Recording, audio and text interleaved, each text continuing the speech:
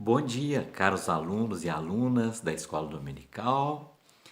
Bom dia a todos os irmãos e irmãs que estejam nos ouvindo nesta manhã de Escola Dominical. Bom dia a todos quantos estiverem ouvindo esta mensagem, essa reflexão à luz da Palavra de Deus. Não é? Nós somos da Igreja Metodista aqui em Lorena e, acima de tudo, somos cristãos, não é? E queremos estar dividindo com vocês aquilo que Deus tem nos dado. Queremos antes orar, pedindo a sabedoria, a bênção, a direção do Santo Espírito de Deus para as nossas reflexões desta manhã. Vamos orar. Nosso Pai, agradecemos por mais esta oportunidade que temos tido aos domingos pela manhã, em reunião com irmãos, com irmãs, amigos, queridos, ó Pai, quem sabe alguns desconhecidos que não conhecemos, mas que com alegria têm estado conosco através desse recurso técnico e dessas reuniões online. Eu agradeço, peço, Senhor, que não eu, mas o Teu Santo Espírito esteja alcançando a cada um com a Tua palavra nesta manhã. Nós oramos e pedimos e agradecemos já, no nome de Jesus. Amém, Senhor. Queridos irmãos, então nós estamos trabalhando este mês já iniciado com a nossa irmã Silvana, que também é professora da classe, com a revista, a unidade produzida pela editora Angular, da Igreja Metodista, e cujo tema para este trimestre, para este ano, é a maturidade cristã, experiência, convivência e fé. Ou melhor, fé, experiência e convivência, maturidade cristã. Nós temos falado dessa caminhada cristã, deste crescimento em direção à maturidade cristã, que é a palavra do Senhor nos coloca e nos propõe. Não é? E nós refletimos há 2 domingos, agora, do ponto de vista do arrependimento. Não é? Então, no dia 25 de abril, há 2 domingos atrás, nós trabalhamos com essa temática do arrependimento, não é? E palavras colocadas pelo próprio Jesus no início do seu ministério, logo após a prisão de João Batista, e conforme relata para nós o Evangelho de Marcos, no capítulo 1, versículos 14 e 15. Então, Marcos coloca para nós as palavras de Jesus no início do seu ministério. Não é? O tempo está cumprido, o reino de Deus está próximo, arrependam-se e creiam no Evangelho. Antes de continuarmos com a nossa lição, só fazer uma pequena correção. Nesta aula do dia 25, teve um momento que, ao invés de falarmos de Marcos, falamos de João, né? E nós estamos nos baseando no Evangelho de Marcos, né? Talvez por força do nome de Marcos, que é João Marcos, né? Possivelmente. Mas nós estamos falando de Marcos, é baseado mesmo em Marcos, embora também o Evangelho de João seja muito pertinente para nós também neste estudo. Né? Bom, feita essa correção, nós então queremos retomar desse texto base ou básico de Marcos 1, 14 e 15, quando Jesus inicia o seu ministério. Não é? E aí a palavra que está nos movendo para essas reflexões é arrependam-se, arrependam-se. Né? Bom, aí nós comentávamos nesta aula passada, anterior, que Jesus então diz, arrependam-se, o reino está próximo, o tempo está cumprido, o reino está próximo, isto é, eu estou aqui. Não é? Eu sou o Emanuel, o Deus conosco. Deus veio habitar entre nós. Então ele diz, Eu estou próximo. Quem quiser tem acesso a mim. Quem quiser venha, coma, beba, né? Como diz o profeta no Antigo Testamento. Então, a mesa está posta e todos estão convidados para a mesa do Senhor, né? Quem quer, se aproprie, receba de graça da água, da fonte da vida. Então Jesus diz: o reino de Deus está próximo, eu estou aqui, não é? E aqueles que querem podem usufruir das bênçãos de pertencer a este reino, não é? Então Jesus diz, e aí ele coloca como vamos, para ficar bem claro para nós, o primeiro passo, né? O arrependimento. Não é? E nós já comentamos que Marcos usa o termo grego no original metanoeite, metanoeite, que significa mudança de mente, mudança de pensamento, ampliando a compreensão do conceito, mudança, retorno a Deus, retorno do pecado para Deus. É uma resposta nossa à graça divina, à graça de Deus em Cristo Jesus. Não é? É querer deixar de fazer a vontade do mundo para desejar fazer a vontade de Deus. A vontade do mundo negligencia a vontade de Deus. E então, o arrependimento, ele nos faz olhar para dentro de nós, reconhecermos a nossa imperfeição, não é? As nossas trevas. E agora vemos a luz de Deus e queremos nos voltar para ela. Queremos fazer a vontade de Deus. Nisto consiste, é uma renovação de mente. Nisto consiste o verdadeiro arrependimento, como nós dissemos no domingo anterior. Não é um simples remorso, não é uma tristeza passageira. Não, é algo que provoca uma mudança de direção, de querer não fazer mais, de não cair mais em tentação. Bem, feita essa reintrodução para nós compreendermos bem, não é de que nós estamos falando, eu gostaria de focar a princípio, no dia de hoje, Paulo aos Efésios, no capítulo 4, versículo 22, até o capítulo 5, no versículo 21.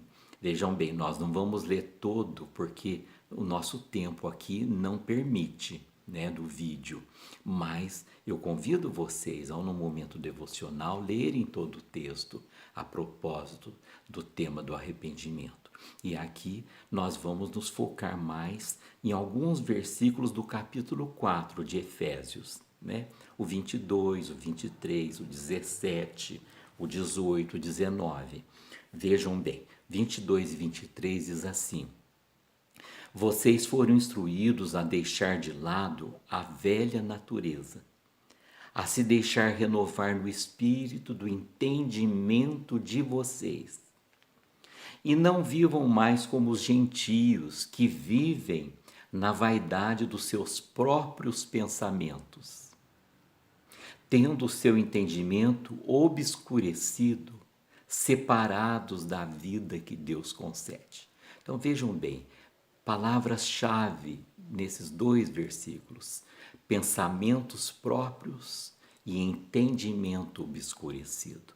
Então, antes de nos encontrarmos com Jesus, com a graça divina da vida eterna no sacrifício de Jesus por nós e na sua ressurreição, e quem crer nele viverá, segundo a sua palavra, não é? Quem se apropriar, quem acolher este evangelho, não é? Antes de nós termos esta bênção, esta graça, nós vivíamos mediante pensamentos próprios e entendimento obscurecido, vendo morte onde há vida e vendo vida onde há morte, não é? Caminhando para o abismo, não é? Segundo a vontade do mundo, separados da vida que Deus concede. E essa vida é o próprio Deus que nos concede. é o próprio Espírito Santo que vai forjando em nós, não é? O viver em novidade de vida, aquele que se entrega ao Senhor Jesus, a Deus, ao seu plano de salvação em Cristo Jesus, que lhe responde positivamente, como nós temos dito também nas lições anteriores, que ao contrário dos pecadores, como diz o versículo 19 de Efésios 4, não é? Ao contrário dos pecadores que pela dureza dos seus corações tornaram-se insensíveis e se entregaram à libertinagem para de forma desenfreada cometer todo tipo de impureza. Então, agora ao contrário dos gentios que vivem dessa forma e da forma como nós vivíamos também, agora ao contrário, ofereçam-se a Deus, oferecemos-nos a Deus como sacrifício vivo, como está lá relatado em Romanos, aos Romanos 12, como sacrifício vivo, santo e agradável a Deus, em arrependimento verdadeiro. E aí o mesmo Deus do perdão, agora ele vai gerar em nós a nova vida, vai gerar em nós. Estamos sendo gerados pelo Espírito, não mais agora pela vontade da carne, mas nascidos de novo pelo Espírito. Não é quem é nascido da carne é carne, quem é nascido do Espírito é Espírito. Não é o Espírito Santo que em nós habita. Vamos continuar. O arrependimento e a fé, então, eles estão diretamente relacionados a esse processo dessa carreira. Desencadeia, não é? Inicialmente, e aí esse processo de converter-se, de aproximar-se de Cristo, né? Trata-se do primeiro passo, mas que ao mesmo tempo se renova a cada manhã. Não que eu vá me arrepender novamente daqueles pecados que eu já me senti perdoado pelo Senhor no começo, no momento que eu me encontro com Ele, não é? Mas eu preciso perceber que a cada dia eu preciso ter esse espírito de arrependimento, esse espírito de submeter-se à vontade de Deus, de reconhecer que a sua vontade é que é boa, agradável e perfeita e que eu, da minha própria natureza, não tenho forças em mim próprio, não é para essa transformação, mas é à medida que pela fé, por esse arrependimento constante, não é? Eu vou me deixando trabalhar pelo Espírito de Deus que em mim agora habita. Bom, eu gostaria assim de estar colocando, o John Wesley coloca essa carreira cristã como o crescimento na graça. Paulo diz, desenvolvei a vossa salvação. Então, meus irmãos, é deixarmos-nos agora amadurecer pelo Espírito de Deus em nós. Bom, é como diz o salmista no Salmo 51, no versículo 17, na segunda parte, não é? Coração quebrantado e contrito, não o desprezarás, ó Deus. Quer dizer, termos sempre diante do Senhor, diante a cada manhã, renovados em nós esse espírito de contrição, de quebrantamento diante da majestade, da soberania, da santidade de Deus e deixarmos-nos diante desta imagem para irmos sendo transformados à sua semelhança, à estatura de Cristo. Então, eu gostaria de estar comentando agora de uma forma mais ponderada, pedagógica, didática, né? As características do arrependimento verdadeiro. Não é? O arrependimento verdadeiro, nós podemos colocar 3 características, pelo menos, a princípio, basicamente, não é? E para o nosso estudo.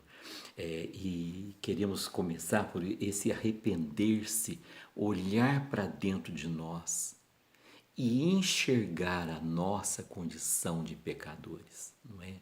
E manter esse espírito de quebrantamento, de arrependimento, não é? De reconhecimento da vontade de Deus, não é? Que é santo, santo, santo. e nos quebrantarmos diante dele a cada dia, não é? E acolhermos este Evangelho desde o momento em que nós nos deparamos com ele. Então, a primeira característica do arrependimento justamente é essa, não é? É nós reconhecermos a nossa condição de pecadores.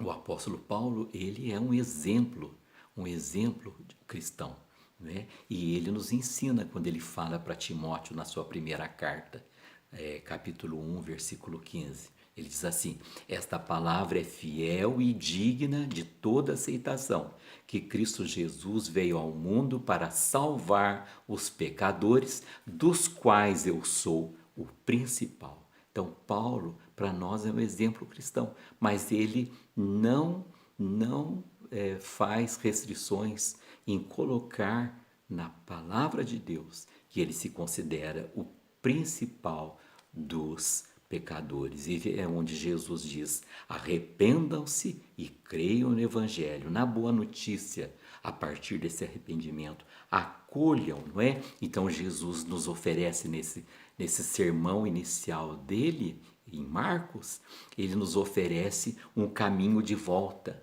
um caminho de restauração, de reconciliação.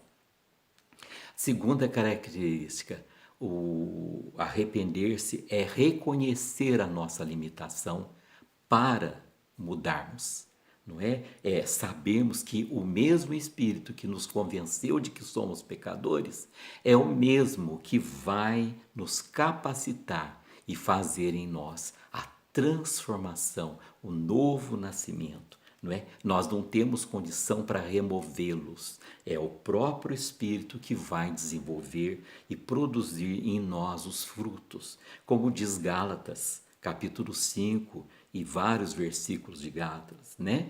Digo, porém, o seguinte: vivam no Espírito e vocês satisfarão os desejos. Não vivam, desculpe, vou repetir. Digo, porém, o seguinte: vivam no Espírito e vocês não satisfarão os desejos da carne.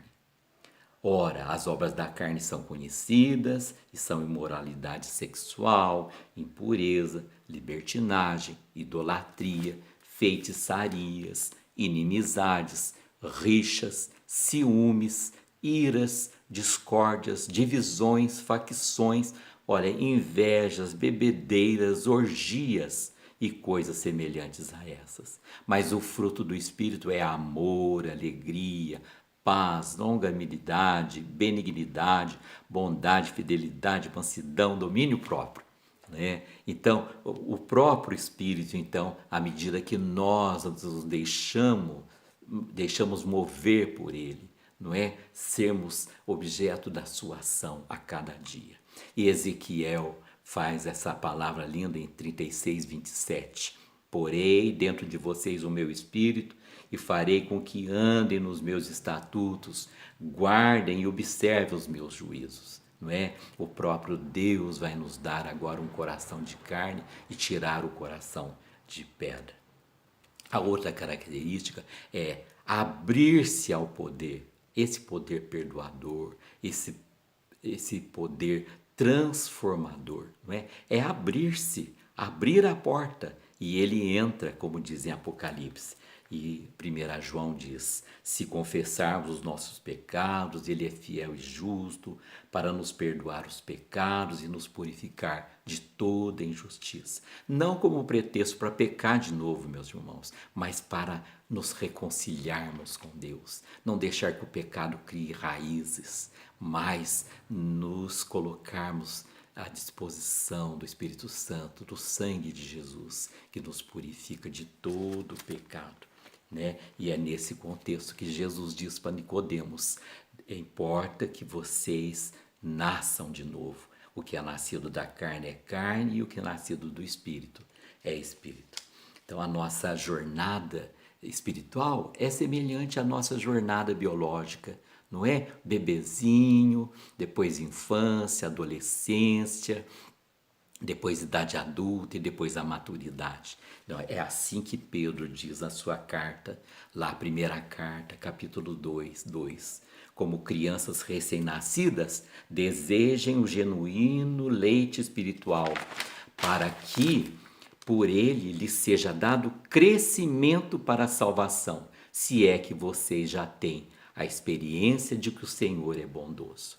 Então, meus irmãos, que fique para nós essa mensagem desses estudos últimos que temos feito. O arrependimento nos possibilita, não é? Aquele primeiro arrependimento e que vai ser regular, constante, como Wesley coloca, a cada dia ele possibilita a nós, então, esse crescimento em direção à maturidade. Né? Nós crescemos espiritualmente, vamos em direção à maturidade cristã. Não é? É à medida que nos arrependemos que nós vamos recebendo o perdão do Senhor e continuamos a crescer. Eu quero concluir com a leitura de Hebreus capítulo 12, versículo 1, 2, 3. Portanto, também nós, visto que temos a rodear-nos tão grandes nuvens de testemunhas, livremo-nos de todo o peso e do pecado que tão firmemente se apega a nós, e corramos com perseverança a carreira que nos está proposta, olhando firmemente para o autor e consumador da fé, Jesus, o qual, em troca da alegria que lhe estava proposta, suportou a cruz, sem se importar com a vergonha, e agora está sentado à direita do trono de Deus. Portanto, pensem naquele que suportou tamanha oposição dos pecadores contra si mesmo, para que vocês não se cansem nem desanimem. Corramos a carreira que nos está proposta. Que Deus complete aquilo que porventura não tenha sido bem claramente exposto pela nossa limitação, mas que o Senhor complete a obra que Ele tem colocado em nossas mãos, na vida, no coração de cada irmão, principalmente na mente. Arrependimento é mudança de mente. Deus nos abençoe. Amém.